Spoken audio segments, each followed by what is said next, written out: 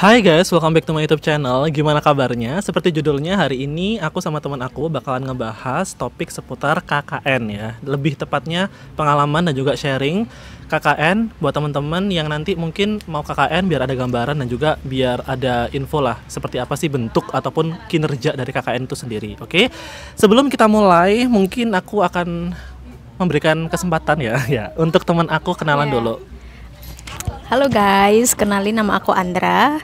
Jadi aku angkatan 2016, jurusan akuntansi, angkatan 2016. Dan kemarin baru lulus tahun 2020. Gak kemarin sih mbak ya. Oh iya gak kemarin ya. Udah lama ya sis. 2 tahun yang lalu lah, sekitar 2020 ya, jurusan akuntansi UTM.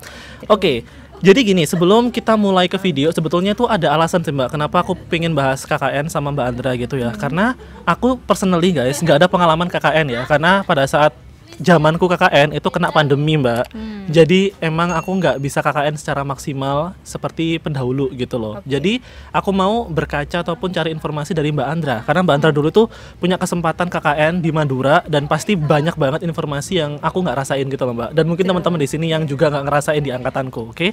Jadi aku mau sharing dan tanya-tanya ke mbak Andra. Oke, langsung aja kita tanya-tanya ke pertanyaan yang pertama. Nah, untuk pertanyaan pertama, aku mau tanya ke Mbak Andra lebih ke pembagian kelompok dan juga tempat KKN. Kalau dulu Mbak Andra gimana? Oke, sebagai info ya guys, jadi aku dulu itu KKN tahun 2019. Dan kita dulu itu milih kelompoknya itu berdasarkan, kayaknya kita milih sendiri sih. Seingatku kita tuh milih sendiri ya. Jadi satu jurusan itu maksimal ada 2 orang dari satu jurusan kalian. Dan dulu satu kelompok itu ada 15 orang. Dan kelompok itu kelompok 50. Oh, maksudnya kelompok 50? Iya, kelompok 50 namanya. Nah, satu orang, satu jurusan tuh 2 orang ya maksimal. Jadi aku itu dulu ada jurusan akuntansi, EP, hukum, terus ada teknik, pokoknya di semua jurusan. Jadi totalnya 15. Jadi intinya milih sendiri sih. Gitu. Dan itu tipsnya atau triknya dari Mbak Andra gimana? Ada anak Maduranya nggak sih harusnya itu dulu? Oh ya jelas. Jadi karena kita itu KKN-nya kan di Madura ya. Jadi otomatis komunikasi sama kayak orang-orang Madura dan sebagainya itu paling bener sih harus ada perwakilan sih, seenggaknya di satu kelompok kalian tuh orang Madura. Buat komunikasi biar lancar sama orang-orangnya gitu. Itu sih. Dan itu apa mbak? Maksudnya dulu itu tempat KKN-nya juga kan milih sendiri kan pada saat itu. Nah itu Mbak Andra juga sampaikan juga. Itu gimana? Milih sendiri itu konsepnya seperti apa? Ya, jadi milih sendiri itu konsepnya pertama kita lihat dulu nih. Kita kan di Pamekasannya dulu. Nah kita cari nih temen, punya temen nggak sih di daerah Pamekasan. Nah ternyata ada dari jurusan ini. Nah, ketika sudah ada dari jurusan dari Pamekasan itu sendiri, kan enak tuh komunikasinya sama sesama orang Madura kan enak. Yeah. Terus kalau aku udah sendiri tuh milih dari orang-orang yang aku kenal. Jadi teman-teman yang aku kenal. Biar nanti komunikasinya tuh enak, nggak ada sungkan-sungkanan gitu. Kalau kan orang baru dan sebagainya tuh mau negur kan sungkan ya. Tapi karena kita udah teman-teman sendiri, ya udah. Jadi komunikasi antar teman-teman itu enak juga. Ya sometimes memang ada struggle ya. Cuma kalau orang yang sudah kita kenal kan meminimalisir kayak drama-drama di KKN gitu loh. Benar-benar. Apalagi kalau KKN kan banyak orang mbak ya. Maksudnya kadang juga nggak 100% kenal gitu loh 100%. Iya. Emang kita nggak semua kenal sih. Baru ada yang baru kenal. Cuma kebanyakan itu kayak 50%-an. Kayak backgroundnya udah kenal gitu ya. Benar. Jadi Mbak Andra dulu KKN-nya penempatannya di Pamekasan. Itu pun juga dibantu oleh anak Pamekasan itu sendiri, kelompok kamu sendiri ya mbak ya.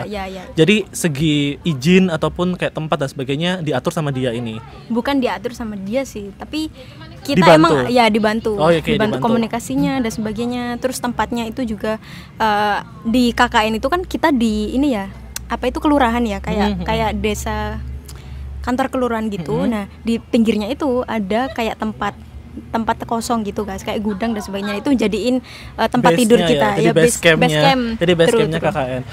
Jadi ini informasi in general bahwasanya untuk anak UTM sendiri teman-teman, karena kita dari UTM Madura, maka KKN-nya itu emang wajib di Pulau Madura seperti itu. Jadi nanti kalau teman-teman KKN juga, apalagi buat ini ya anak-anak UTM sendiri, pastikan anggota kelompok kalian itu ada anak Maduranya, karena kebutuhan untuk komunikasi mbak ya, kebutuhan untuk komunikasi dan juga perizinan dan juga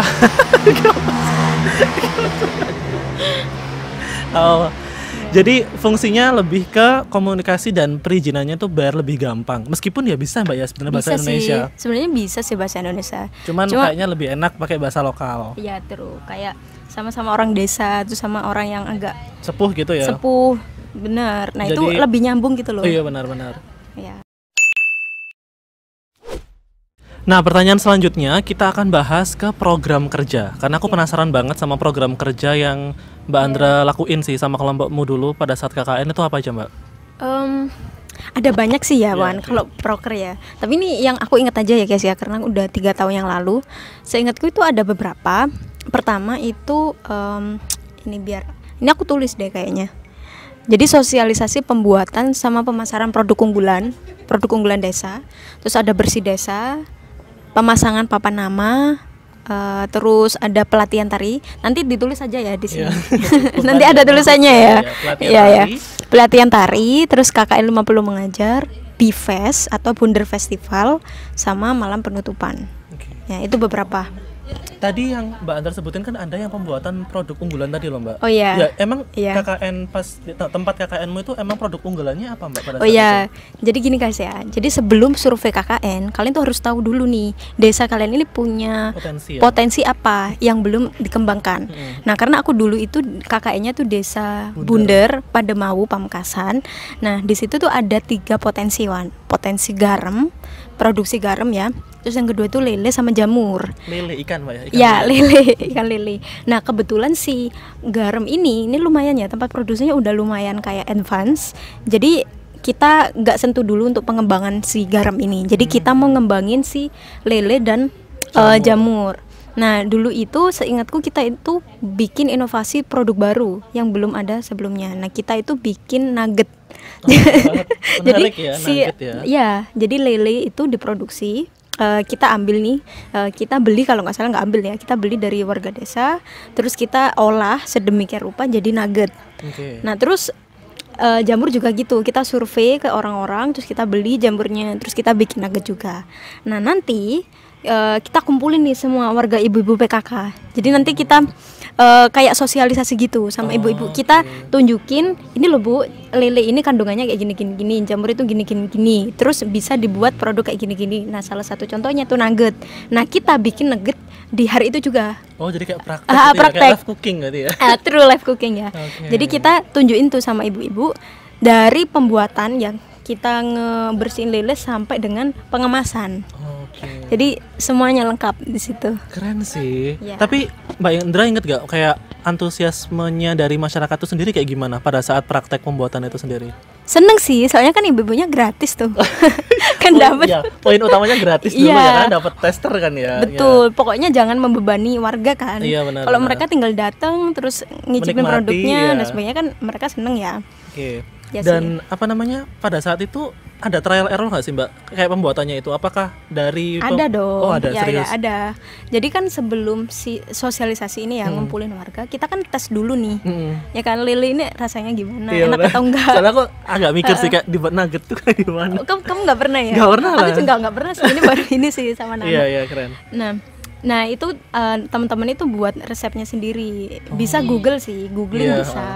Terus trial and error, kira-kira kurang garam nih, kurang ini. Nah itu dicoba sebelum sosialisasi, Wan. Keren sih. Tapi menurut aku tuh sesuatu yang keren karena mungkin pada umumnya kan kalau kita tahu lele sama jamur kan pasti dimasaknya yang konvensional aja kan, Mbak. Kayak biasa gitu loh, kayak digoreng, dibuat keripik gitu kan. Sekarang dibuat jamur. Jadi mungkin Dibuat itu nugget. Oh iya. Dibuat nugget, Iya. sorry. Jamur sama lele dijadiin nugget. Itu menurut aku kayak menarik sih. Sangat menarik. Kemudian program yang kedua tadi kan Mbak Andra juga nyebutin ada kayak mengajar ke anak-anak desa. Nah itu kenapa kok milih program mengajar? Iya sih, karena kan salah satu karena salah satu program KKN itu kan mengabdi ya, pengabdian ya. Pengabdian itu kan nggak hanya kita datang aja ke desa, tapi kan kita juga harus kayak memberdayakan di bidang pendidikan juga. Nah, KKN mengajar ini kita itu coba untuk lebih ke bahasa Inggrisnya dulu. Kalau saya ingatku ya, soalnya di teman-temanku di timku itu banyak yang bisa bahasa Inggris. Terus kita coba nih ajarin ke anak-anak SD. desa gitu ya. Dan surprisingly antusias mereka itu sangat-sangat gede ya. Ya mereka itu semangat. Jadi seingatku dulu ya Wan ya, mereka itu kan sekolahnya MA ya, kalau Madrasah. madrasah ya. Jadi setelah ngaji mereka itu belajar sama kita, KKN-nya. Oke. Seingatku sih gitu. Terus Kok sebentar Mbak ya, aku potong dulu. Tempatnya dulu pada saat ngajar tuh di mana? di kelas Oh, berarti sekolah. dapat akses sekolah juga dapat ya? akses sekolah sih, dapat akses dari kepala sekolahnya. Oh, I see. Tapi nggak hanya sore, kadang pagi juga kita ngajar. Oh, kita ngajar. Berarti kayak ngisi waktu Ngisi waktu kosong kayak gitu. Jadi tadi ada program buat nugget, kemudian ngajar, terus yang terakhir potensi yang tadi Mbak Andra sebutin adalah potensi Wisata. garam. Ya, potensi garam yang True. yang udah advance. Nah, itu dibuat apa? Ya, sama ya, kelompok ya. Mbak Andra? Oke. Jadi di desaku itu dulu kan terkenal diproduksi garam ya Wan ya. Tapi dia itu hanya produksi garam. Nah teman-teman come up nih with the idea kalau gimana dibuat wisata nih.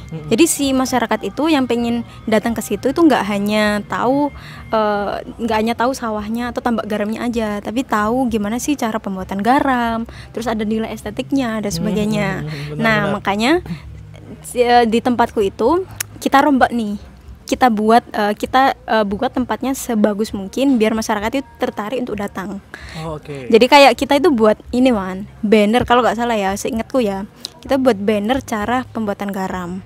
Terus yang kedua kita tuh ngecat kayak baling-baling gitu loh. Oh, serius? Iya, Baling-baling itu dicat, maksudnya emang dulu tuh kayak kayu biasa gitu Ya Mbak? cuma kayu terus nggak terawat gitu. Oh, Ya, jadi itu kayak diperbaiki ya biar bagus dicat. ya dicat, terus Oke. kita kasih pelang Oh, oke. dan sebagainya. Pokoknya kita perbaiki biar sebagus mungkin. Intinya Oke. segitu. Jadi tempat yang biasanya cuma buat produksi sekarang bisa jadi tempat yang wisata gitu Mbak ya. Datang tuh kayak oh apa nih gitu, kayak orang Sebenarnya ada tertarik. nilai estetiknya lah. Ya benar. Terus dari itu Mbak, perizinannya mereka antusias nggak? Kayak maksudnya ini boleh nggak sih dirombak-rombak gitu kan sama pihak-pihak petaninya gitu? Boleh. Jadi- Asalkan itu nggak ngerusak ya guys Oh, ya. oke, Asalkan nggak benar. ngerusak dan si petani itu juga nggak merasa terugikan. Jadi nggak Karena apa-apa. karena dana pengecatan dan sebagainya kan dari mahasiswa True, gitu loh. Kita ya nggak benar. kita nggak minta dananya Ya, kan. nah bahas dana ini kayaknya penting banget. Oh iya, Dan ini oke, harus oke. dibahas sih. Oke. Sebentar Mbak, sebelum kita bahas ke dana ya, hal Ya. yang krusial berarti tadi digarisbawahi bahwasanya kalau buat program KKN usahakan teman-teman melakukan survei untuk mengetahui potensi berarti Mbak ya, potensi Iya. desanya dan hal-hal apa yang perlu di-upgrade gitu. Misal mungkin butuh edukasi, butuh hal-hal yang perlu diperbaiki gitu. Jadi jangan yang buat program-program itu belum ada surveinya. Teman-teman di sini usahakan survei dulu. At least perwakilan berarti Mbak ya. Iya. Biar tahu gambaran kebutuhan dari desanya. Seperti itu. Nah, langsung aja kita lanjut masalah dana, Mbak. Karena tadi kan udah disebutin programmu banyak banget dan ya pastinya nggak murah gitu loh. Nah, di-spill dulu habisnya berapa dan sumber dananya dari mana aja? Oke. Kalau seingatku ya dulu ya tahun 2019 itu karena kita masih di desa, jadi harganya tuh nggak sebegitu mahal. Kalau nggak salah itu 500.000 sampai 1 juta per orang. Per orang, Mbak ya? Ya per orang. Satu kelompok berapa orang, Mbak dulu? Dulu itu satu kelompok 15 orang.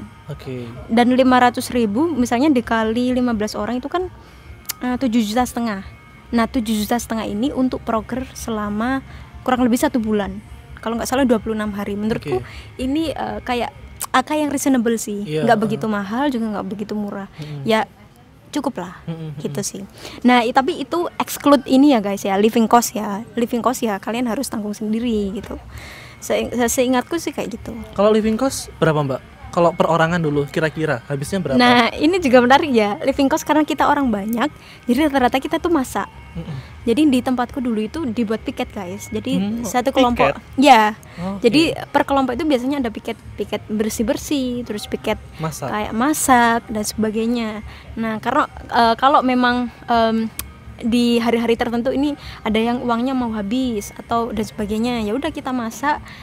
Lauknya sederhana dan lauknya juga kadang pas morning pagi hari pagi Sarapan. ya pas sarapan itu biasanya kita discuss dulu, ini kalian mau masak apa, uangnya tinggal segini nih. Nah Oh my God. ya itu strugglingnya KKN ya. Terus Oke, karena oke. ada deket pasar tuh, nah kita masak kita belanja di belanja No, di pasar. ya, kita belanja di deket, pasar. Kemudian bisa langsung masak gitu ya. Iya. Berarti budgetingnya hampir semuanya dana pribadi, Mbak ya. Ya, Even kayak proker-proker itu. Sorry Mbak, tapi ada nggak niatan buat cari sponsor atau mungkin dapat dana dari desa, mungkin nggak juga? Seingatnya Mbak Andra nggak ada sama sekali.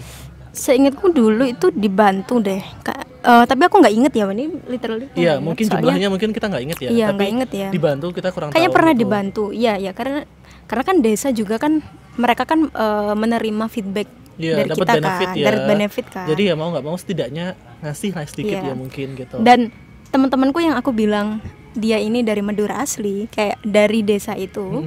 Dia itu biasanya orang tuanya tuh bawain makanan. Oh, oke. Nah, Jadi kadang kalau kita nggak punya uang nih, kita bilang nih sama ibunya dimasaki. Tapi tuh sehari 2 hari lah. iya, maksudnya nggak yang membebani 15 orang ya.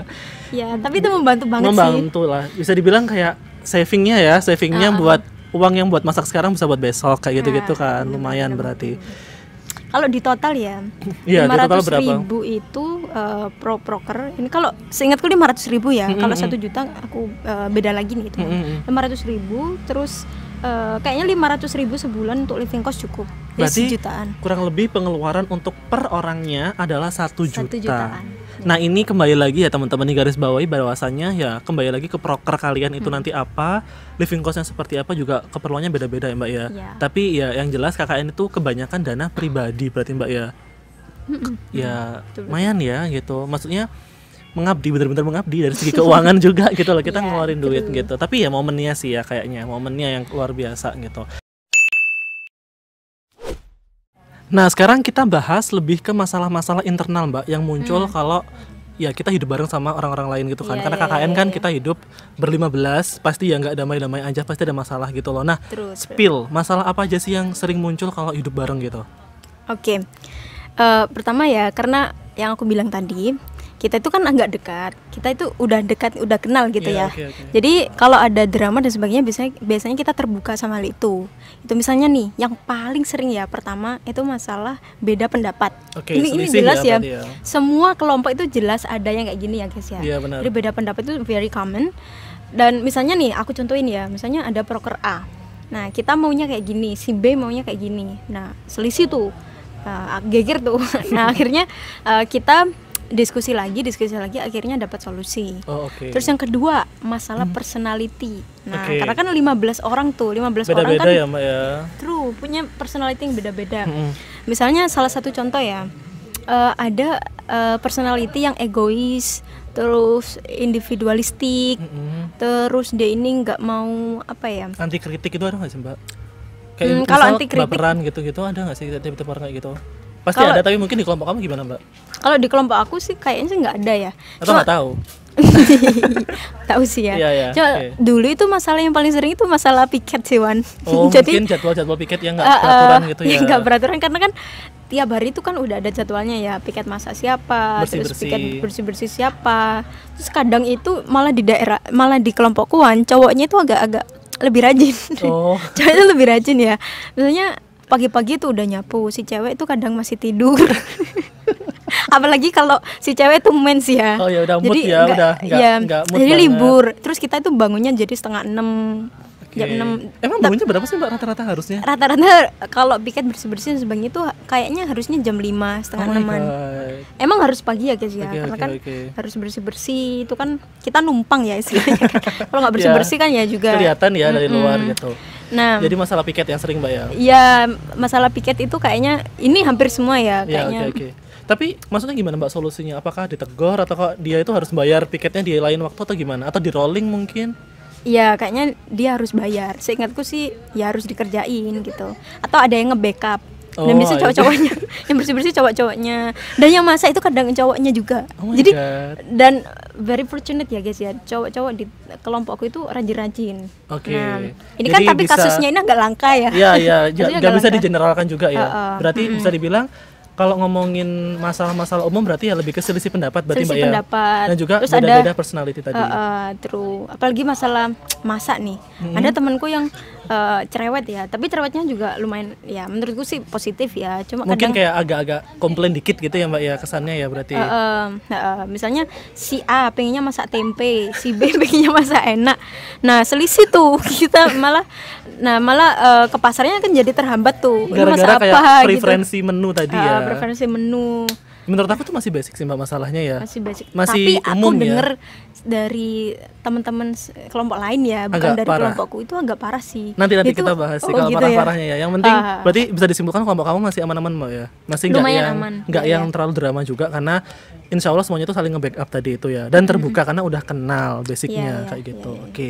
Menurut aku tuh udah cukup sih karena ya sekali lagi kalau kembali lagi hidup dengan 15 orang beda-beda personality itu emang susah ya. Kita sama keluarga Harus aja kadang ya adaptasi. berantem ya, apalagi sama orang-orang baru kayak gitu. So mungkin ini bisa langsung kita tutup aja sih Mbak karena udah panjang ya Oh, untuk iya. ngebahas KKN-mu juga. And thank you so much for your information. Makasih juga sama Mbak Andra udah ngasih informasi dan cerita-cerita yang menurut aku menarik banget. Ya. Dan buat teman-teman yang di sini nanti yang mau KKN ataupun mau cerita-cerita juga, cerita soal KKN kalian, boleh banget komen di bawah biar kita bisa baca dan juga diskusi bareng.